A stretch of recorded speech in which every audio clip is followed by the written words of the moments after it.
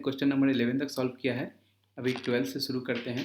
तो 12 में दे रखा है calculate the momentum and D Broglie wavelength of the electrons accelerated through a potential difference of 56 volt.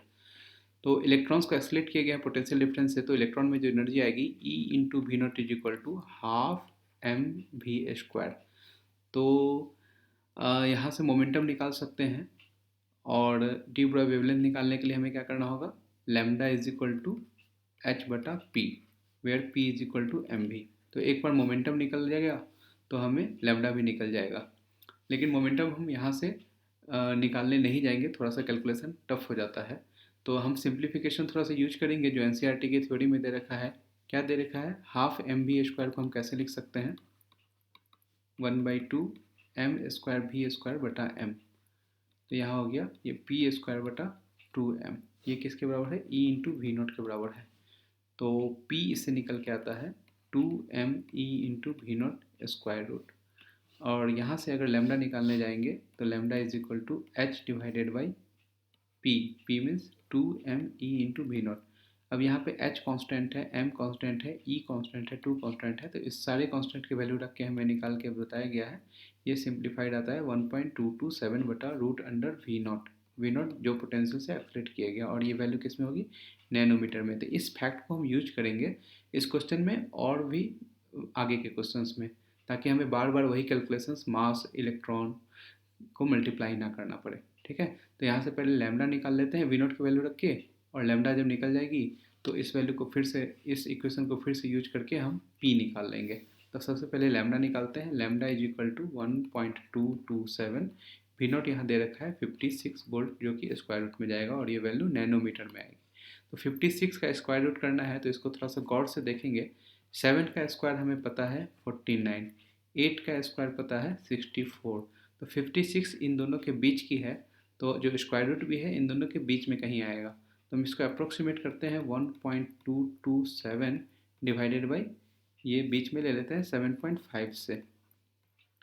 अब 7.5 है तो काटना आसान है, ऊपर में 25 से अगर डिवाइड करते हैं तो ये आएगा 0, एक और 0, 22 और लगभग 9 बार में 25 नंबर 225 और नीचे 0.3 नैनोमीटर। अब ये इक्वल टू हो जाएगा, ये ऊपर में 49, तो ये हो जाएगा 49/1000 और नीचे में 3/10 जाएगा।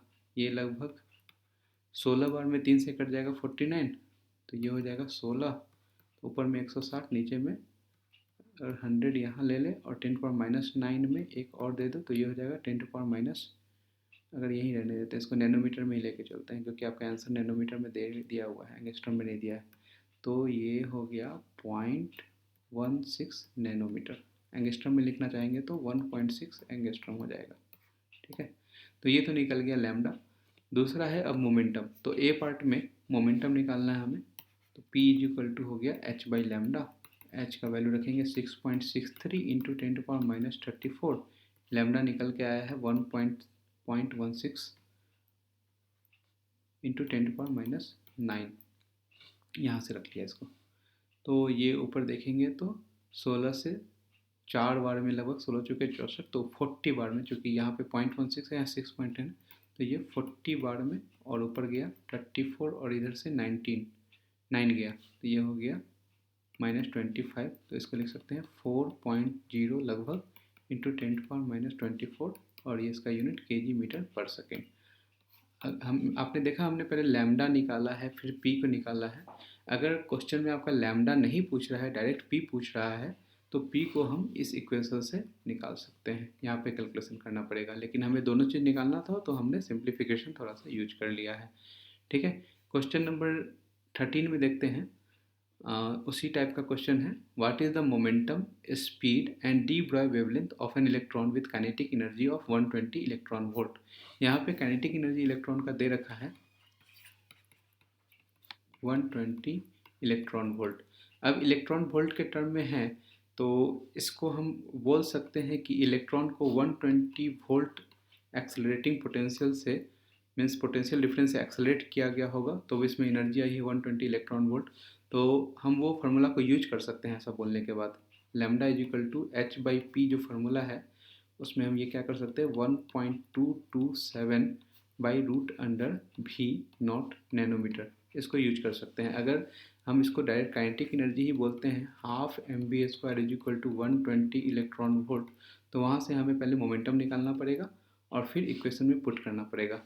लेकिन अगर इसको हम बोल रहे हैं कि 120 इलेक्ट्रॉन वोल्ट एनर्जी तभी आएगी जब इलेक्ट्रॉन को 120 वोल्टेज से एक्सेलरेट किया गया हो।